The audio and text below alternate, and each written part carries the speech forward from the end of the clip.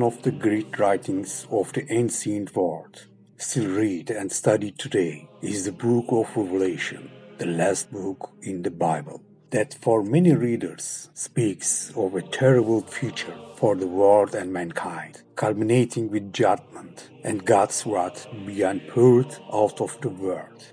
But Revelation unveils far more than cosmic destruction. It begins by revealing the heart of the resurrected Jesus for those he has left behind. On this day, Aras Gordon, producer Ali Bektaş, travels to modern Turkey to begin looking into this ancient book with a curious beginning, a series of 7 letters. 7 letters to 7 churches of the first century. Joe looks closely into the words of these letters. To uncover the mind and wisdom of Jesus is directed to his followers living in anti-Christian Roman Empire, journey to the 7 churches of Revelation.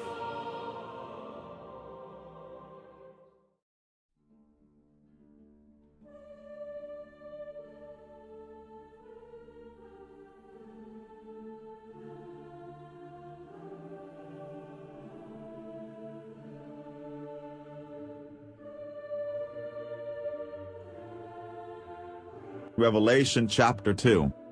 To the church in Ephesus. To the angel of the church in Ephesus write. These are the words of him who holds the 7 stars in his right hand and walks among the 7 golden lampstands. I know your deeds, your hard work and your perseverance.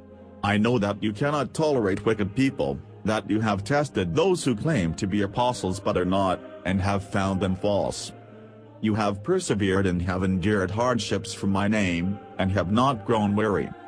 Yet I hold this against you, you have forsaken the love you had at first. Consider how far you have fallen. Repent and do the things you did at first. If you do not repent, I will come to you and remove your lampstand from its place. But you have this in your favor, you hate the practices of the Nicolaitans, which I also hate. Whoever has ears, let them hear what the Spirit says to the churches. To the one who is victorious, I will give the right to eat from the tree of life, which is in the paradise of God.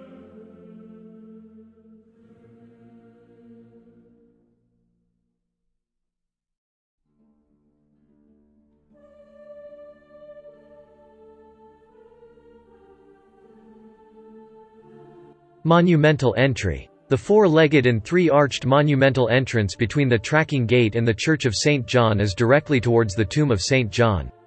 The monumental door, which was probably constructed together with the tomb monument, has the characteristics of a monumental door, which is Eastern Roman period, as if it documents that the church is a pilgrimage church.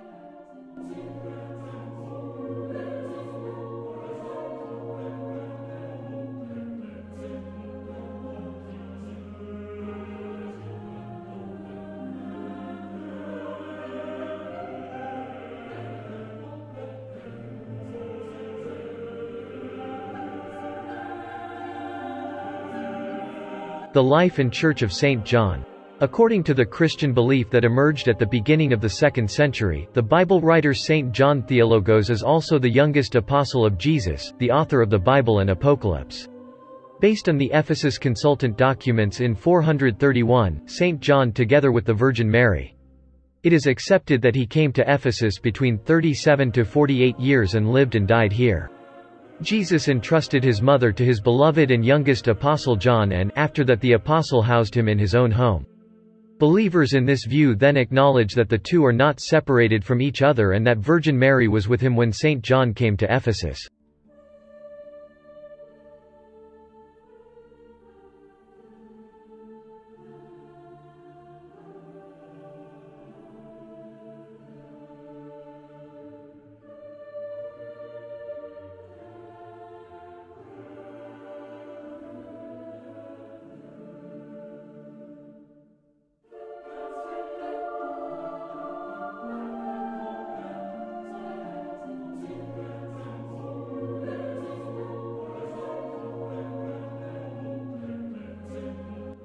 In the period when Christianity began to spread, a Martyrion monument tomb was built on the grave of St. John.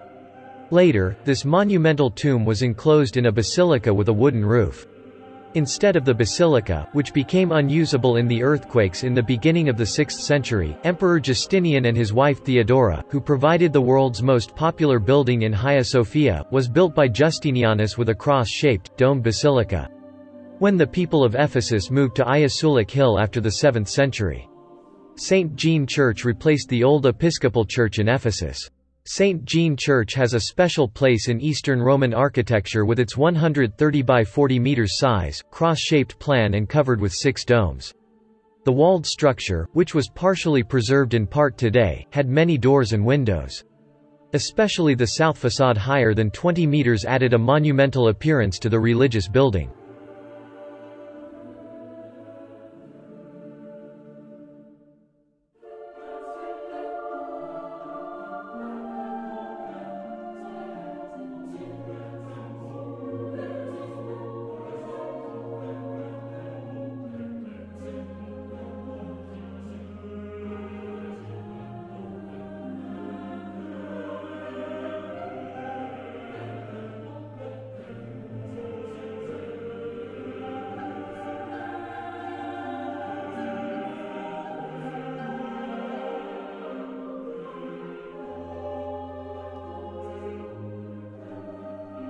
The monolithic columns between the piers, which were specially brought from the marble quarries on the Marmara Island, both separate the nave and carry the upper floor galleries and columns. Monograms of Emperor Justinianus and his wife Theodora were engraved on the Ionic regular and imposted headings of the columns. These show that all or at least the nave part of the church was built between 527 to 565 at the request of the emperor.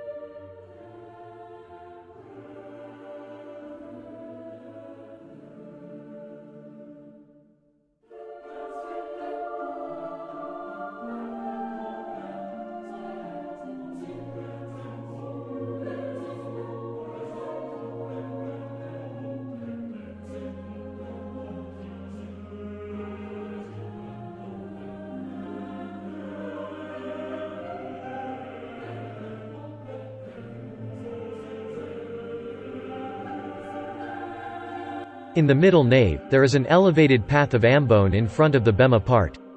The burial area covered with colored marble belongs to Kiborian, 4 Burma grooves small columns in the central part of the brain. 3 tomb structures were discovered in the crypta below this during the excavations in 1920. The tomb in the middle is considered to belong to St. John.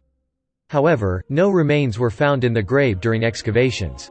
It is already known that the tombs were empty from the 12th century and the holy ruins were previously moved to the Havarian Saints Church in Istanbul.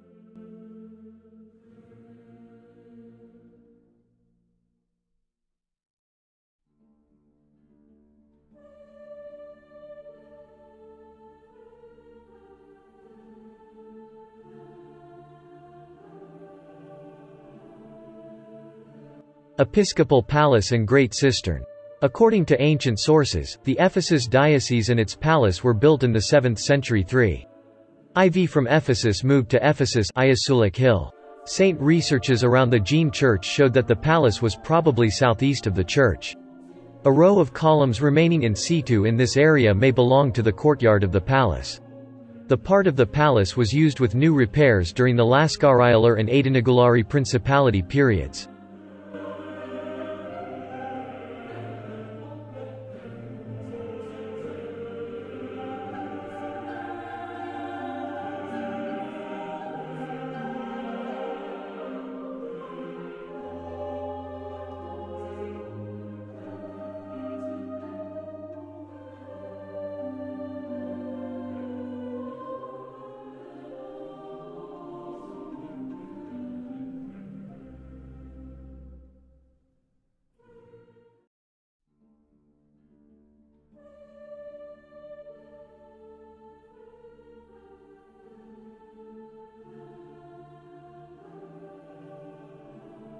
Chapel and Treasury Department. The church was planned and built with the treasury department, a section covered with a wooden roof next to the northern transept. The apse structure was later converted into a chapel in the 11th century. On the frescoes in the apse, St. John on the right and Jesus and St. Timotheus or the priest are depicted on the left. The treasury department located to the left of the chapel is a centrally planned building, 6.30 meters in the middle of the square planned building. It has a circular central part with a diameter and sections around it in corner rooms. The only known similar example of the structure is the circular planned treasury department next to Istanbul Hagia Sophia. As far as the end of the excavations is understood, Jean Treasury Department was in good condition when the Turks received Ayasuluk and the building was used as a warehouse for a while. However, it is known that the holy items and church treasures were looted first by the Catalans and the remainder were given to Foça as a pledge to wheat by the Turks after 1304. It is estimated that these later moved from Foça to Istanbul and to the great churches of Europe.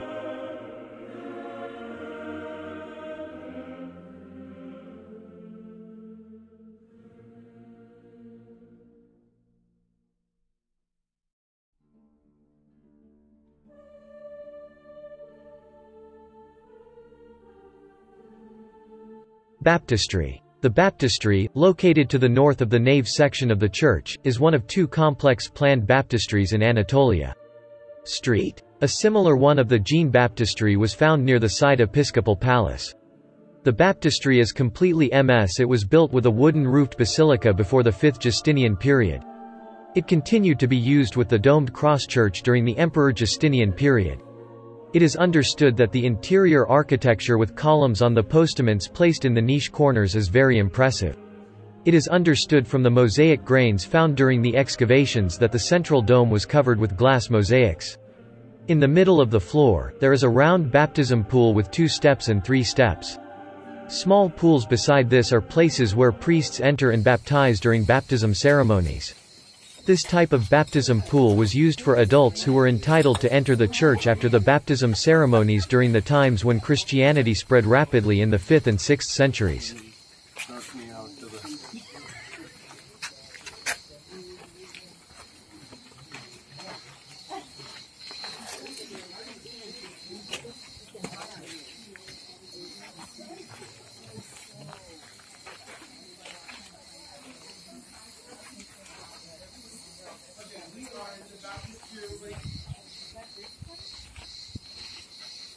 West and east. Reach this way, Iran this way. East and west. And we have these 3 steps to go down from west. 3 steps to go up from east. Right? Full immersion. Full immersion. Person would be staying on the side, and maybe there was an assistant on this side here. There was a huge dome at the top of this. All the walls were covered with the marble plaques. You can see 1 old and 3 old over there. Any questions? Any additions? I'm the only one talking in this.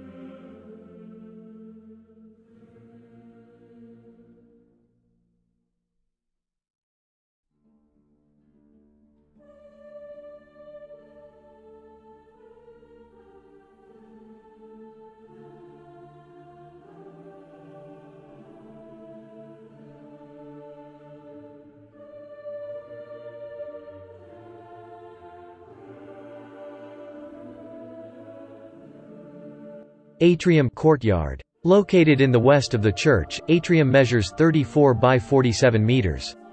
In order to create this area, structures were built under the surrounding porticos. Atrium, whose middle part is open, has columns and arched porticos on 3 sides. Outside the porticos, the promenade, which is the only example in Eastern Roman architecture, was planned and built.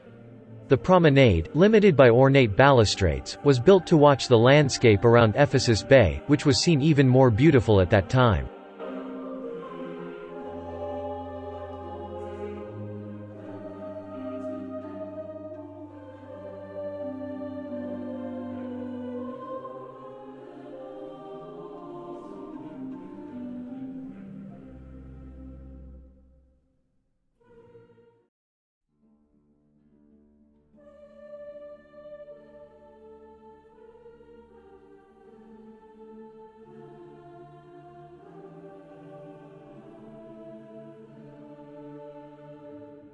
Outer castle walls and tracking gate.